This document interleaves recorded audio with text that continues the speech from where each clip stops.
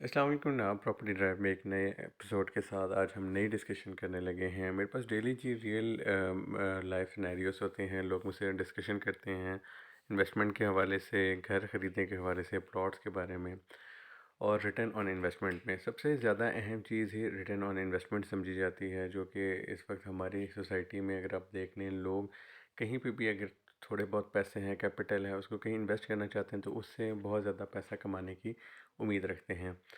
पैसा अगर आपने किसी सोसाइटी में, किसी शहर में, किसी कमर्शियल में, कहीं पे भी अगर आपने इन्वेस्ट करना है तो आपको उसका सिलेक्शन बड़ा केयरफुली करना होगा। ये एक डिबेटेबल चीज़ भी है और ये बहुत सादी सी चीज़ भी है। अगर आप बहस और इन चीज़ों में पढ़ते हैं तो फिर वो आप किसी फाइनल कंक्लूजन, फाइनल किसी फैसले पे पहुंचना आपके लिए बहुत मुश्किल होगा। लेकिन अगर आप समझदारी के साथ सादे अल्फाज को समझें तो आपके लिए बहुत आसानी हो जाएगी कोई भी चीज़ समझनी। आज ये डिस्कशन ये चल रही थी कि एक साहब ने मुझे कहा कि उनके पास 2 से ढाई करोड़ रुपए के करीब अमाउंट है और उसको इन्वेस्ट करना चाह रहे हैं एक घर ख़रीद के, और उसको रेंट पे लगाना चाह रहे हैं। तो इसके बारे में उन्होंने मुझसे पूछा और इसके मुख्तलिफ पहलू थे जो उन्होंने मुझसे डिस्कस किए। तो 2 से ढाई करोड़ में मैंने उनसे पूछा, आपकी क्या एक्सपेक्टेशंस है, क्या रिटर्न ऑन इन्वेस्टमेंट आना चाहिए, और क्या आप उससे पर मंथ इनकम जनरेट करवाना चाह रहे हैं, या आपने अप्रिसिएशन इन टर्म्स ऑफ आपकी जो प्रॉपर्टी है उसको अगले 5 साल में कहाँ देखते हैं या 10 साल में, तो इस हिसाब से क्या सोचा है। तो इस तरह के कोई होमवर्क उनका था नहीं, और ये नॉर्मली हमारी सोसाइटी में यही नज़र आता है कि लोगों को इस चीज़ का अंदाज़ा नहीं होता कि वो सिर्फ दूसरों का देखा देखी ये कर रहे होते हैं कि जी एक घर है, उसको हमने 2 पोर्शन है किराए पे चढ़ा दिया, उससे हमारी आमदनी शुरू हो गई। लेकिन वो आमदनी कितनी दे रही है और कितना आपको फ़ायदा हो रहा है, ये सोचना बहुत अहम, बहुत ज़रूरी चीज़ है। तो बहरहाल जी, इसमें कुछ नुकात थे, जो कुछ नुक्ते, कुछ बुनियादी चीज़ें थी जो मैं आपसे यहाँ ज़ेर बहस लाने लगा हूँ। पहली चीज़ तो ये है कि अगर आपके पास, सपोज़ आप कह लें कि आपके पास, फ़र्ज़ करें 2 करोड़ रुपया। अब 2 करोड़ रुपये में आपने कोई इन्वेस्टमेंट करनी है, आपने अपना प्लान बताना है, आपका प्लान क्या है। अगर आपने प्लान नहीं बनाया तो इस वीडियो को देखें और आप प्लान बनाएं। पहला प्लान का पहला पॉइंट है कि आपने ये इन्वेस्टमेंट कितने साल करनी है। 1 साल करनी है 2 करोड़ रुपये की इन्वेस्टमेंट, 2 साल करनी है या 5 साल करनी है, ठीक हो गया। उसके बाद दूसरे नंबर पे आपने ये देखना है कि आपने इन्वेस्टमेंट जो कर रहे हैं उसकी रिटर्न ऑन इन्वेस्टमेंट आपकी एक्सपेक्टेशंस क्या हैं और मार्केट का बिहेवियर क्या है। आप क्या सोचते हैं कि जी मैं 2 करोड़ लगाऊंगा तो 2 साल बाद या 4 साल बाद आपको 4 करोड़ मिल जाएगा, अगर ऐसा सोच रहे हैं। और आप असल मार्केट की हकीकत देख लें।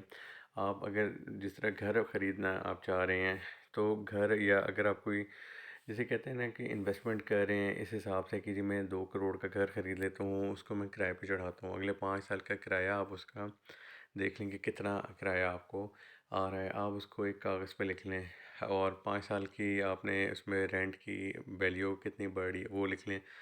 फिर जब अगर आपने घर लेके 2 फैमिलियों को आपने लगा दिया अलग अलग पोर्शन, तो आपको इस बात को ख्याल रखना है कि आपको मेंटेनेंस देनी पड़ती है। अगर आप का ये तजर्बा नहीं है तो मैं आपके साथ डिस्कस कर लेता हूँ। कम से कम आपको 2 से 3 महीने का किराया जो है साल में आपको घर की मेंटेनेंस में देना पड़ता है, और ये बड़ी बेसिक चीज़ है। अगर आप इस चीज़ को इग्नोर करते हैं तो आप अपने घर को ख़राब करते हैं और आपका जो रिश्ता आपके किराएदारों के साथ है वो ख़राब हो रहा होता है।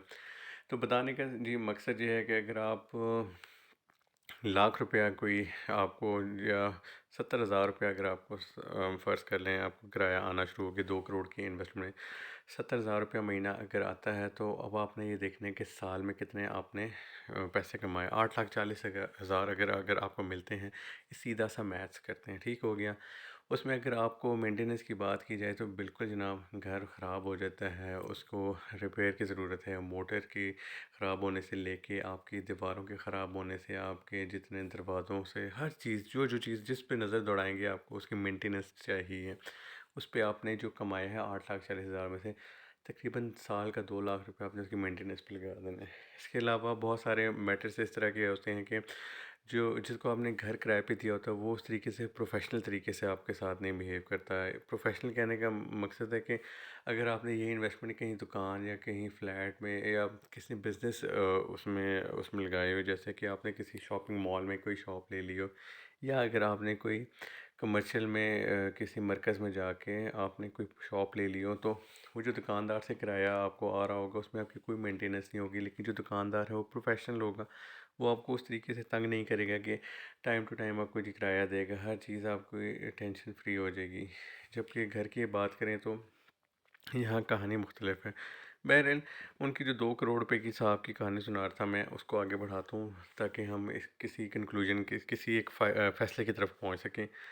तो जनाब उनसे फिर मैंने ये कहा कि आप इस तरीके से करें कि आप 3 अदद जो है दुकानें ख़रीद लें यहाँ पे। आपको ये अगर मेरी बात समझ आती है तो आप इसको लिख के भी रख लें, आप सादा से कागज़ पे एक हिसाब किताब निकाल लें। उनको मैंने किसी एक ख़ास सोसाइटी की ख़ास जगह पे बताएं कि जी यहाँ पे आप 3 शॉप्स ले लें, जिसकी कीमत इस वक्त 50 से 60 लाख रुपए फ़ी दुकान थी। और अगर 3 लेते हैं और तीनों ऐसी जगह मैंने बताई जो कि फ़ौरन हाथों हाथ किराए पे चढ़ जाती हैं, जो कि कम से कम 25,000 और ज़्यादा से ज़्यादा 30,000 तक इसकी मार्केट वैल्यू बन रही थी। तो अगर हम सादी सादी मैथ्स करें और अगर आप लगा लें 1 करोड़ 50 लाख से 1 करोड़ 60 लाख के दरमियान तकरीबन ये 3 दुकानें बन रही थी, तो 2 करोड़ में से आपने 1.5 करोड़ अगर आपने निकाल लिया है तो 3 शॉप्स आपके पास आ गई हैं। तीनों आपने रेंट पे लगा दी। इनकी मेंटेनेंस क्या है, अब आप खुद सोच लें क्या है। दीवारों को साफ़ सुथरा करके दे दें। उसमें आप एक शॉप में, वैसे नए प्लाज़ों में तो आपको आइडिया होगा कि किस तरीके से सीलिंग हुई भी होती है, मतलब एक अच्छी रेडी चीज़ होती है। तो आपको कनेक्शन भी मिला हुआ होता है, बिजली का, गैस का भी होता है। अगर आप बात करते हैं तो हर चीज़ आपके लिए अवेलेबल है। आपने जी इससे सिर्फ एग्रीमेंट करना है और 10% अगर आपने एनुअल बढ़ाना है, जिस तरह भी आप लोगों का इत्तेफाक होता है, उसके बाद आपने अपना किराया उठाना है और महीने के शुरू में आपको किराया मिल जाएगा। अगर हम कम से कम किराया भी लगाएं तो 25,000 रुपये के हिसाब से 75,000 रुपये उन 3 दुकानों का उनको किराया आएगा। इसके अलावा उनसे जो डिस्कशन में मुझे आखिरी जो पॉइंट मैंने उनको दिया वो ये था कि जो 50 लाख रुपया तकरीबन उनका बचता है, इसमें अगर 40 से 50 उसमें एक अदद प्लॉट लेके रख लें। और वो प्लॉट एक अच्छे बिल्डर का, एक अच्छे रेपुटेशन वाली सोसाइटी के अंदर, जिसने ऑलरेडी कोई प्लॉट्स का प्रोजेक्ट जो है सोसाइटी का, हाउसिंग सोसाइटी का डिलीवर किया, वहाँ पे आप इन्वेस्ट कर लें। उसको आप 2 से 3 साल दे दें, ज़्यादा टाइम ना लगाएं इसमें। 2 साल भी बहुत अच्छा अप्रिसिएशन दे देते हैं। उसके बाद साथ साथ आपकी जो एक इनकम जनरेट हो रही है, इसको आप देखते रहें। आप इसको देखें, इस 2 करोड़ से आपकी अप्रिसिएशन देखिएगा। एक जो आपका प्लॉट है, इंशाल्लाह 2 साल में तकरीबन अगर आपने 50 लाख के लिया है, जो जिस जगह मैंने उनको गाइड किया था वहाँ 75 से 80 लाख रुपए उसकी कीमत बढ़ने लगी थी, क्योंकि 2 साल में बंदे थे। तो ये 30 लाख रुपए, 25 से 30 लाख रुपए का ये फ़ायदा यहाँ उनको नज़र आया इन 3 अदद प्लॉट्स, एक अदद प्लॉट्स के साथ। और एक अदर प्लॉट के साथ और 3 अदर शॉप्स जो थीं, उन 3 शॉप्स के साथ जो किराया आ रहा था वो अलग था। उसकी मेंटेनेंस ना होने के बराबर थी, जैसा कि मैंने आपको पहले बताया। तो ये चीज़ उनको जी काफ़ी बेहतर अंदाज में मैं जो गाइड कर सका, मैंने सिनेरियो के हिसाब से समझाई। ये हम सब लोगों के लिए जी, इसमें एक मैसेज मैं देना चाहता हूँ कि आप ज़ाहरी तौर पे घर की तरफ जा रहे होते हैं, जिसपे किराए पे चढ़ाना, उसकी मेंटेनेंस और मालिक मकान बन के किराएदार को हैंडल करना एक इंतहाई मुश्किल काम होता है। जिस तरह अगर आप किराए पे रहे हैं, आप किसी का घर इस्तेमाल किया, तो आपको आइडिया होगा कि बहुत सारे मालिकान जो पैसा खर्च नहीं करते, उनकी प्रॉपर्टी ख़राब हो जाती है। अगर आप मालिक हैं और आप अपने घर को पैसा नहीं लगा रहे हैं, आप अपनी प्रॉपर्टी को ख़राब कर रहे हैं, और अब ये अगर सोचते हैं कि चलो खैर है, किराएदार रह रहे हैं, क्या हो जाएगा, तो इससे भी आप अपना नुकसान पहुंचा रहे हैं। तो इस डिस्कशन को जी कंक्लूजन की तरफ ले जाते हैं। अगर आप जो इन्वेस्टमेंट कर रहे हैं वो किसी शॉप में कर रहे हैं, तो उसकी रिटर्न क्या आ रही है वो आपने सोचनी है। और इन्वेस्टमेंट जैसे बहुत सी सोसाइटीज़ हैं, जिस तरह उन सोसाइटीज़ के अंदर भी मरकज़ बन रहे हैं, कमर्शियल प्लाजे बन रहे हैं, वहाँ की मेन लोकेशन का आप आइडेंटिफाई करें। वहाँ किसी अच्छे रियल इस्टेट एडवाइज़र को आप उसकी सर्विसेज लें। आप जी प्रोफेशनल एजेंट्स के पास जाएं, उनसे बात करें कि जी हम इस तरीके से प्लान करना चाह रहे हैं, तो वो डेफ़िनेटली जी आपको बताएंगे।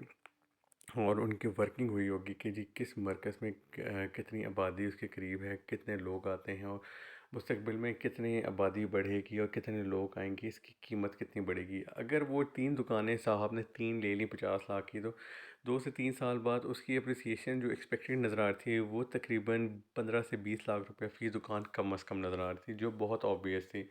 तो इसका मतलब है कि जो रिटर्न ऑन इन्वेस्टमेंट को भी अगर आप सादे अल्फाज में इन सारे डिस्कशन को साइड पे करके आप लिखें तो आपको अंदाज़ा हो जाएगा रिटर्न ऑन इन्वेस्टमेंट एक्सलेंट आ रही थी। जबकि घर को सेल करना और शॉप को सेल करना दोनों में बहुत फ़र्क है। शॉप अगर आप चलती हुई जगह अच्छी जगह पे आपने ख़रीद ली है वो आराम से हाथों हाथ सेल हो जाती है। आप अगर घर को सेल करने की बात करते हैं किसी सोसाइटी के अंदर या कहीं आबादी में कहीं पे भी घर बेचना कदरे मुश्किल काम है। चाहे वो कितना अच्छा ही क्यों ना हो, आपने यकीनन जी इन्वेस्टमेंट की होती है, उससे पैसे कमाने होते हैं। तो प्रॉपर्टी ड्राइव के बिहाफ पे भी मैं आपको यही रिकमेंड करूँगा, अगर आपने इन्वेस्टमेंट करनी है तो घर आपको ठीक है बहुत ज़रूरी होता है। और अगर आप इस तरह कमर्शियल उसमें जाते हैं, माइंड अगर आपका पहले कभी नहीं बना तो इसका बनाना शुरू करें। ये आपको इंशाल्लाह जनाब फ़ायदा देगा और इंशाल्लाह जो आप लोगों की अप्रिसिएशन है वो भी अच्छी आएगी।